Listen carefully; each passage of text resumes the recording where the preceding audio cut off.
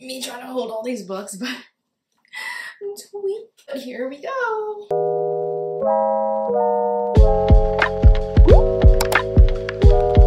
Hey everyone, what is up and welcome back to my channel. If you're new here, my name is Amanda and I create lifestyle, college, entrepreneurship, and some pop culture content on this YouTube channel, and I hope you guys stick around, join the fam, join the squad. We would love to have you here. So I've not filmed a sit down type of video in literally, I don't even remember the last time I sat down on my bed and filmed a video. It's been quite some time, and this is also a video I've never really done before, I never really shared before.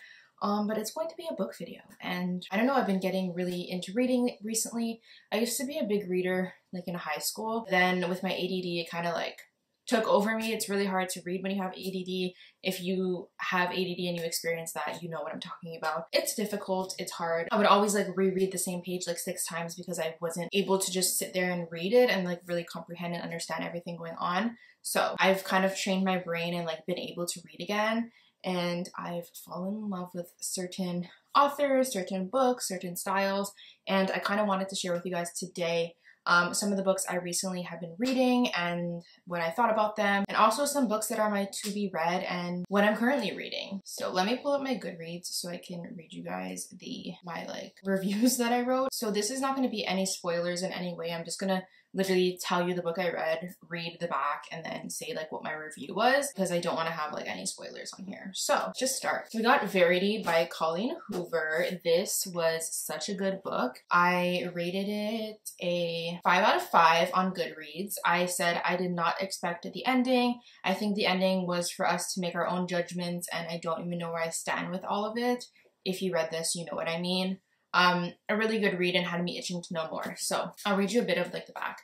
It says, Lowen Ashley is a struggling writer on the brink of financial ruin when she accepts the job offer of a lifetime. Jeremy Crawford, husband of best-selling author Verity Crawford, has hired Lowen to complete the remaining books in a successful series his injured wife is unable to finish. Lowen arrives at the Crawford home ready to sort through years of Verity's notes and outlines, hoping to find enough material to get her started. What Lowen doesn't expect to uncover in the chaotic office is an unfinished autobiography Verity never intended for anyone to read. Page after page of bone-chilling admissions, including Verity's recollection of the night her family was forever altered. This was such a good read. It literally had me flipping the pages to know what happens next. I read this quite quickly, and this isn't like my top 5 right now. So Verity by Colleen Hoover was a great read. Next we got We Were Liars by Lockhart. So before reading this, one of my friends said that this book was the worst book they've ever read. So I tried to go into it with an open mind, and at first I was like, okay, like this isn't that bad. Turns out it's bad. My review, I wrote the only good part in my opinion was the plot twist. The whole beginning I kept reading and was just waiting for something to happen. I rated this a 2 out of 5. So it says, if anyone asks you how it ends, just lie. We are Sinclairs. We live at least in the summertime on a private island off the coast of Massachusetts. Perhaps that is all you need to know, except that some of us are liars. It just like didn't do it for me. I was like reading this and I was like, why am I even reading it? But like I wanted to finish because I was like, okay, maybe something like crazy happens at the end and like I would benefit from reading it, but don't read it if you trust my opinion. The next one we got is They Both Die at the End by Silvera. This one was actually a really cute read. I rated it a 4 out of 5. I wrote good book, slow pace. Some parts I felt as if they didn't need to be included, definitely pulled at my heartstrings. It's such a wild concept because we never truly know when we'll die, and if we did know, I wonder how we'd actually spend it. That's what this book is. It says, we here at Last Friend Inc. are collectively sorry for this loss of you. Our deepest sympathies extend to those who love you and those who will never meet you. We hope you find a new friend of value to spend your final hours with today. On September 5th, a little after midnight, Deathcast calls Mateo Torres and Rufus Emeterio to deliver some bad news. They're going to die in less than 24 hours. Mateo and Rufus are total strangers, but for different reasons, they're both looking to make a new friend on their end day. This was a really cute read. It took me a little bit of a while to like just get into it and jump into it, but after I was into it, I was fully in it. And it was really cute, so I highly recommend reading this. Then we got The Famous Reminders of Him by Colleen Hoover again. Literally, this was the last book I read before starting the new one that I have. But I wrote, this had me in tears. In the epilogue, Colleen wrote, we have no idea how many broken pieces they're made up of on the inside, and that alone encompasses the novel for me. Such a beautiful yet sad story. I didn't want to put the book down. This was really good. It says, a young mother fights to earn a place in her child's life, but is there room for her? It's really like heart-wrenching, and if you've read Colleen's books, this is a very different style. I would say it's different from like her previous books and her previous writing, so I highly recommend this. I gave it a 5 out of 5. Then we got another Colleen Hoover book. We got Regretting You by Colleen Hoover, obviously. I didn't write anything, but I gave it a 5 out of 5. I thought it was typical Colleen Hoover book, had me tugging at my heartstrings, had me wanting to read more, flipping the pages. It says Morgan Grant and her 16-year-old daughter Clara would like nothing more than to be nothing alike. Morgan is determined to prevent her daughter from making the same mistake she did by getting pregnant and married way too young. Morgan put her own dreams on hold. Clara doesn't want to follow in her mother's footsteps. Her predictable mother doesn't have a spontaneous bone in her body. So yeah, this was a really good read.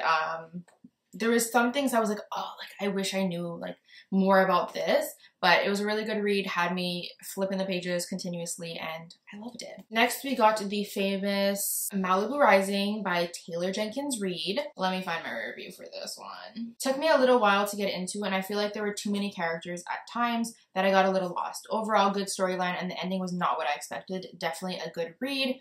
This I rated a 4 out of 5. It was really good. It was thick, but it says, this is a really long thing, so I'm only going to read one paragraph. It says Malibu, August 1983. It's the day of Nina Riva's annual end of summer party, and anticipation is at a fever pitch. Everyone wants to be around the famous Rivas, Nina, the talented surfer and supermodel.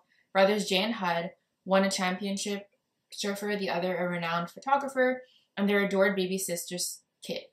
The siblings are a source of fascination, especially as the offspring of legendary singer Mick Riva. This was a really good read. Like I said, there was sometimes like too many characters flowing in at once. My brain was like, oh my god, too many people. But the ending was crazy and I really enjoyed it. Next, we got Tahira in Bloom by Farah Heron. This one I gave a 4 out of 5. I wrote, took me a little while to get into it. I feel like it started off slow for me. Towards the end, I was finding myself flipping so fast and needing to know how it ended. I thought it was a really cute book, and I loved that the main character is obviously a woman of color. But it says, when 17-year-old aspiring designer Tahira Jan Mohammed's coveted fashion internship falls through, her parents have a plan B. Tahira will work in her aunt's boutique in the small town of Bakewell, the flower capital of Ontario. It's only for the summer, and she'll get the experience she needs for her college application. Plus, her best friend is coming along. It won't be that bad. But she just can't deal with Rowan Johnston, the rude, totally obsessive garden nerd next door with frayed cutoffs and terrible shoes. Not to mention his sharp jawline, smoldering eyes, and soft lips. So irritating. Rowan is also just the plant boy Tahira needs to help win the Bakewell Flower Arranging Contest, an event that carries clout in New York City of all places and with designers of all people, connections that she needs. I thought it was really cool, and it had social media talk in it, and as someone who creates content on social media, it was fun to hear about it in a novel. So yeah, 4 out of 5. Read it. I really hope this is not boring for you guys. It's just, I don't know, I wanted to share the books I read. Then we have the famous It Ends With Us by Colleen Hoover. As you can see, there's a trend with Colleen's books in my reading, but this I gave a 5 out of 5, and I said read this book in 4 days, could not put it down. Such a good storyline, and connection with the characters. Yeah, this pulled at my heartstrings real tight. It says Lily hasn't always had it easy, but that's never stopped her from working for the life she wants. She's come a long way from the small town in Maine where she grew up. She graduated from college, moved to Boston, and started her own business.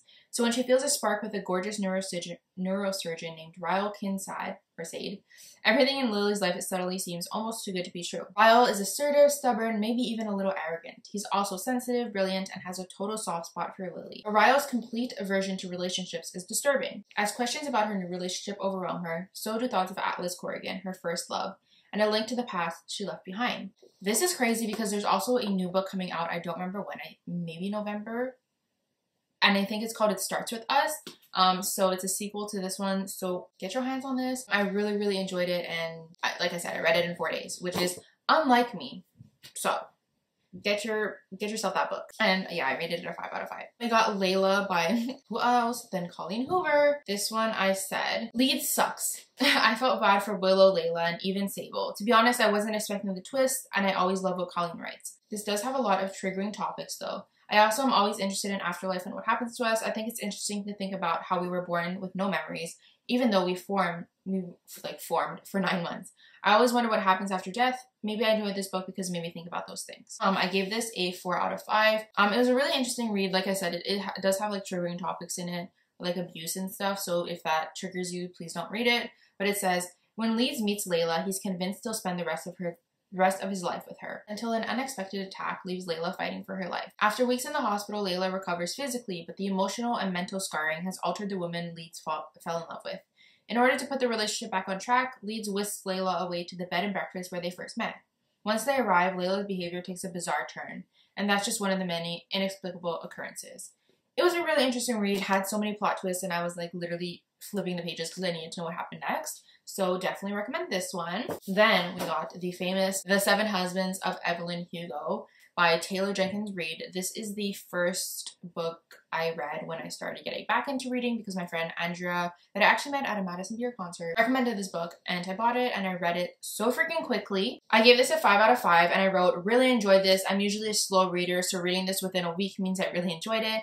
As a bisexual woman, I love the representation. I loved Evelyn's story. I love Celia. I feel personally attached to these characters. The ending had me in tears. Such a good read. Honestly, if you're going to read any book, I would suggest reading this one first. It's just so good. It says, reclusive Hollywood icon Evelyn Hugo is finally ready to tell the truth about her glamorous and scandalous life. But when she chooses unknown magazine reporter Monique Grant to write her story, no one is more astounded than Monique herself. Determined to use this opportunity to jumpstart her career, Monique listens in fascination. From making her way to Los Angeles in the 1950s, to leaving show business in the 80s, and of course the seven husbands along the way, Evelyn unspools a tale of ruthless ambition, unexpected friendship, and a great forbidden love.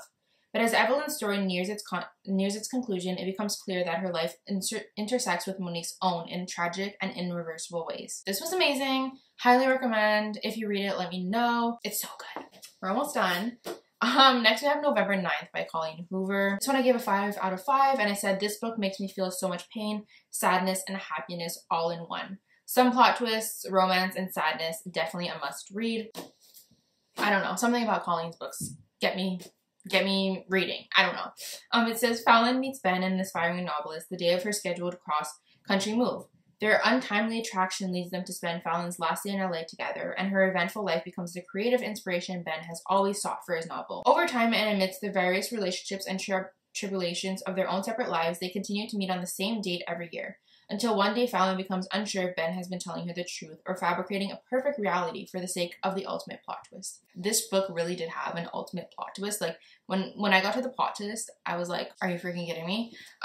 So this was really good. And then last but not least, well actually, maybe least, we have Ugly Love by Colleen Hoover. I think this was my least favorite read by Colleen. I gave it a 4 out of 5, and I wrote, she loved me back to life. That hit. Wasn't my absolutely favorite Colleen book, but it was intriguing as always, had me flipping page to page to read more. I just like wasn't the biggest fan of this book. I don't know, just not my favorite Colleen book. But it says, it's not exactly love at first sight for Tate Collins when she meets the tormented and secretive Miles Archer. They wouldn't even go so far as to consider themselves friends. The only thing Tate and Miles have in common is a mutual physical attraction that can't be denied. Once their desires are out in the open, they realize that they might have stumbled on the perfect, no strings attached arrangement. He isn't looking for love and she doesn't have time for it. So that leaves just the sex. What they've got could be surprisingly satisfying as long as Tate can stick to the 2 rules Miles has for her. Never ask about the past, don't expect a future. They think they can handle it, but everything is different when real emotion starts to change the equation. 4 out of 5, not my favorite read. If you never read Colleen books, don't read this one first. Trust me. Read any of the other ones I suggested. But I guess the cover is cute. I don't know. Okay, so moving on, we are going to go to my currently reading. So I am currently reading The Silent Patient by Alex Michaelides. I guess that's how you say it. So far, I'm about halfway through and I'm really enjoying it. It's really intriguing.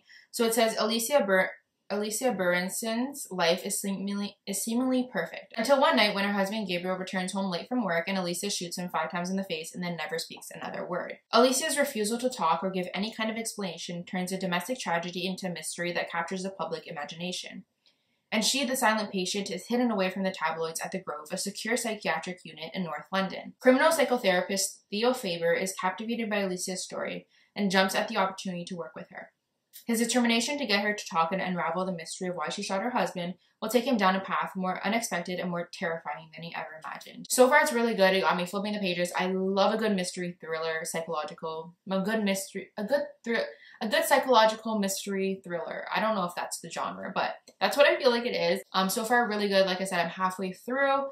I'm really enjoying it, and I'm gonna read more tonight. So that's what I'm reading right now. And then I have 2 books that are to be read that I haven't read yet, but I have them in my hands. And then after that, I have to go buy more books. These are like really famous on TikTok.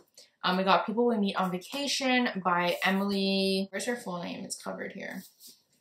Emily, by Emily Henry. And it says, Poppy and Alex, Alex and Poppy. They have nothing in common. She's a wild child. He wears khakis. She has insatiable wanderlust. He prefers to stay home with a book.